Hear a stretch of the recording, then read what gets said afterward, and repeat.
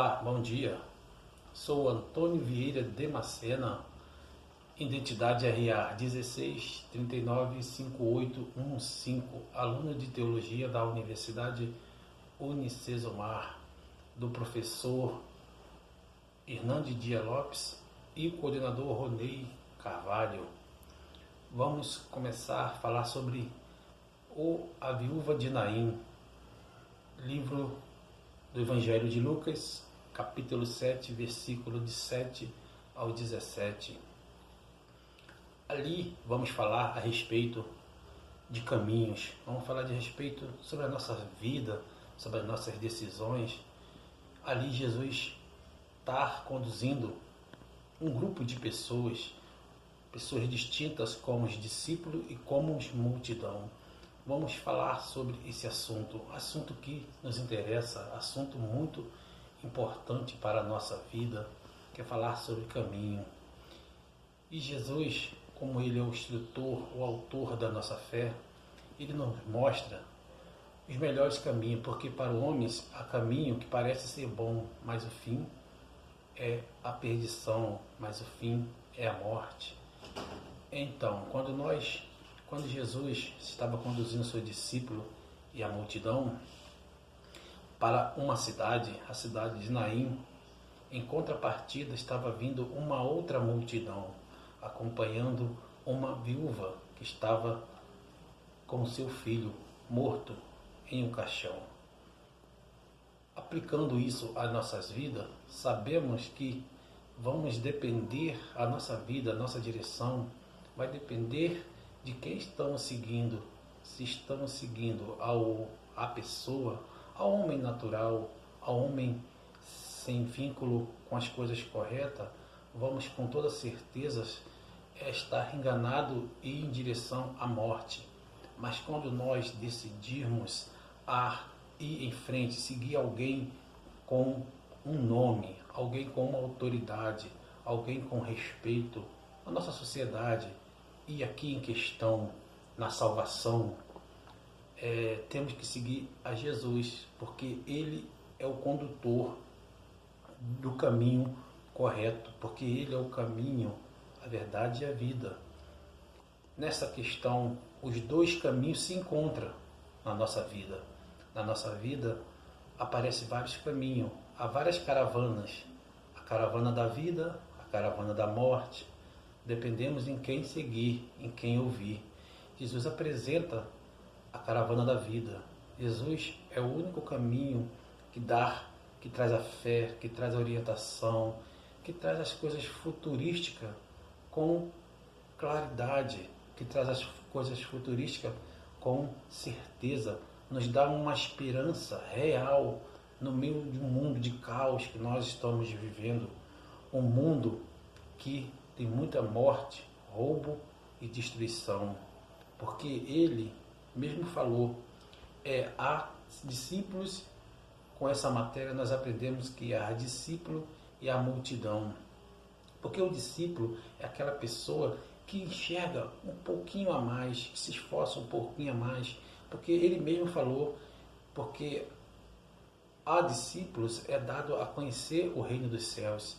E há pessoas que não vão entender, porque vão estar vendo, mas não estão enxergando. Vão estar ouvindo, mas não estão entendendo.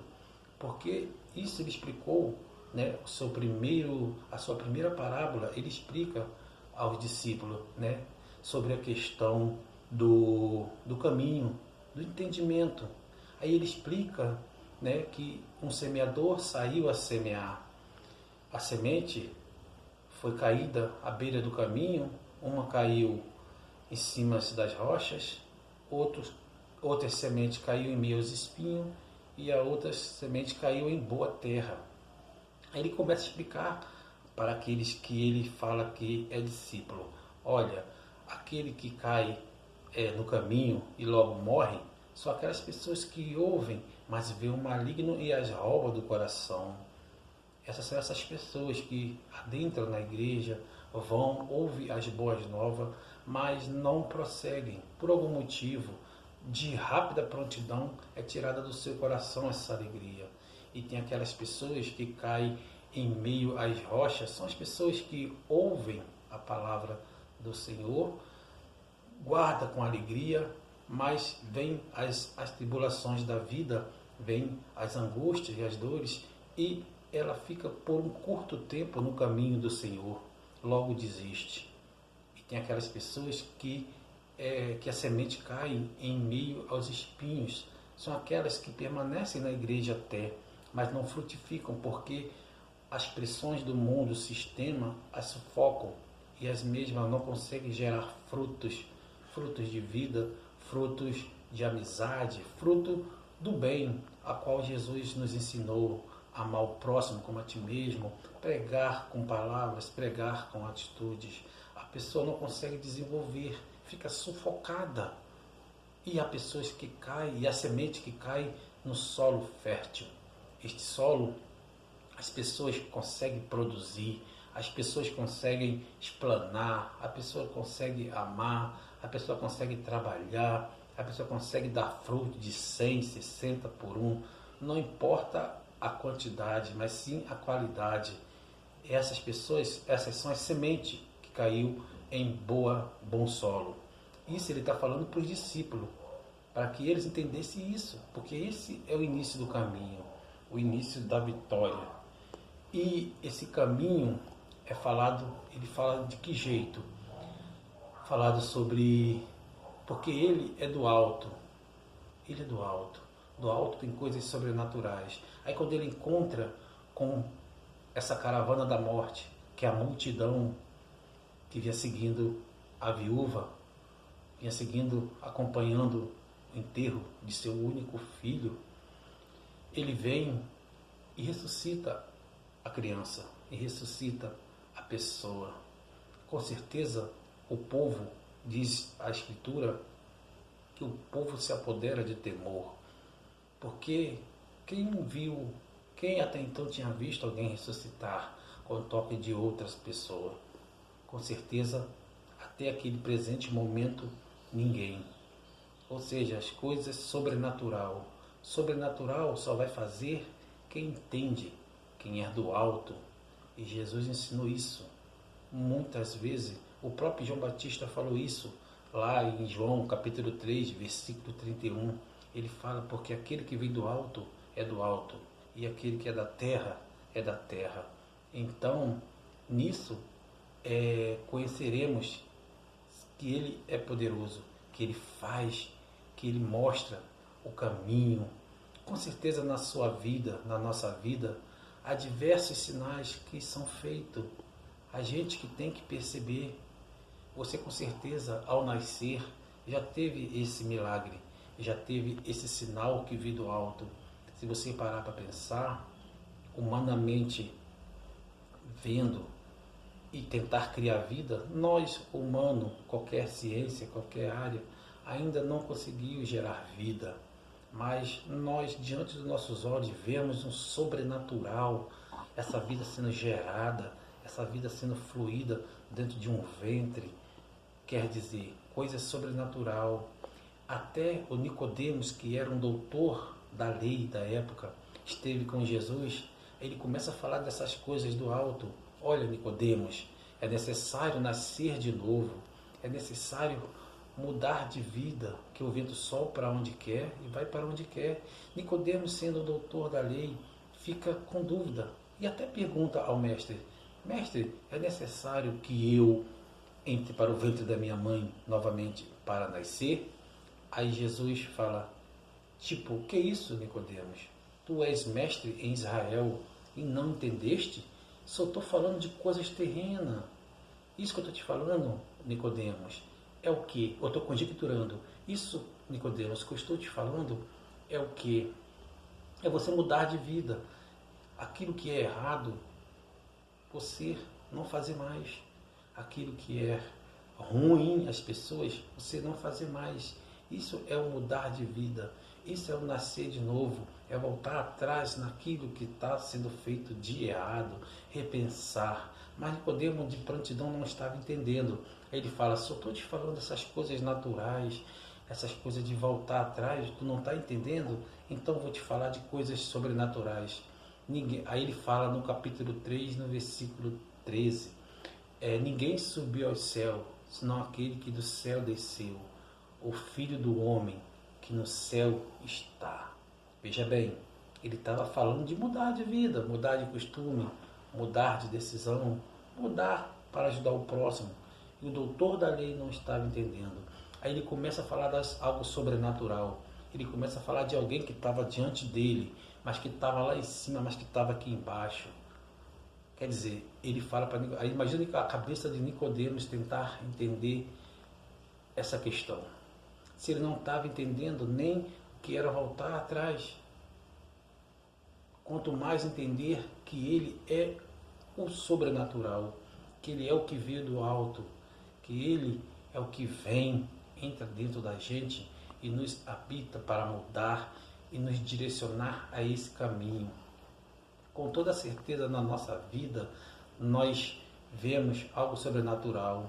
Você com toda certeza foi curado de algo que era impossível, que até os médicos falaram, olha, não tem jeito, não temos que fazer mais nada, já demos todos os remédios, todos os coquetéis possíveis, todo tipo de tratamento, mas só um milagre na vida dessa pessoa. E assim não sucede? Me fala que se você não ouve isso na sua vida. Eu vou te falar isso de sobrenatural que aconteceu comigo recente, para ilustrar cada vez mais, porque a ilustração depende da semente, depende de aonde a semente vai cair, porque a semente ela morre. Aí depende de que mão ela vai cair, se vai pegar na mão da pessoa que vai jogar fora ou se vai pegar na mão do agricultor que vai plantar essa semente. Se plantada, a semente morta vai gerar vida, gerar uma nova árvore, gerar uma nova planta para poder alimentar, para poder gerar frutos. Se pegar a semente e jogar em solo rochoso, não vai gerar raiz, não vai ter profundidade e com isso não vai gerar vida. Eu mesmo, eu estava acometido de, como se fala, nas minhas veias coronárias de entupimento, estava com dificuldade de correr, dificuldade de andar, dificuldade de se movimentar normal, mas fui ao médico fazendo exames daqui, vários exames. Resumindo, chegou a hora que foi falado, olha, você vai ter que fazer o ponto safena, revasculação miocárdica, o nome. Imagina, com certeza você também ficaria preocupado, ficaria com medo, não é isso? Então, fiquei assim também. Mas nas vésperas da data agendada para fazer o ato cirúrgico, os médicos que foi fazer, pegou o laudo, pegou o encaminhamento, olhou e falou que não precisava abrir o tórax para fazer a revasculação miocárdica. Ele falou que era preciso fazer só colocar um stent, ou seja, através de uma cirurgia chamada cateterismo, onde é colocado, né, esse tubo entra pelos nossos braços e vai em direção à veia que está bloqueada, é feito um furo. Esse furo fura o tecido adiposo que está entupindo as veias. Após abrirem, eles colocam a molinha, esse stent que abre e fica aberta, ou seja, desbloqueia. Resumindo, hoje estou bom, não precisou cortar o tórax, ou seja, algo sobrenatural. Aquilo que Jesus fez com o menino da viúva, com o filho da viúva da filha de Naim, o que Jesus fez com ele, algo sobrenatural. Aquilo que estava morto, aquilo que estava perdido, veio a trazer vida, veio a gerar vida. Com certeza, aquela multidão daquela multidão que estava seguindo a tristeza dela, assistindo a dor dela, com certeza daquela multidão passaram e falaram: que homem é esse? Que história de vida é essa? Que poder é esse que põe a mão em algo morto e revive e ressuscita a pessoa. Que poder é esse? Então, diante dessa realidade das nossas vidas, nós temos um caminho a decidir, um caminho a prosseguir. Então, veja bem, existe, quando nós lemos um texto, para fechar a minha meditação, quando nós lemos um texto com sinais de vírgula, ponto. Aí se nós relemos o texto atropelando os sinais, a gente não entende nada. Então, o sinal, nós temos que ler respeitando o sinal. Com certeza Jesus fez o sinal na sua vida. Siga esse caminho, não seja uma multidão, seja um discípulo, seja um servidor de Jesus Cristo.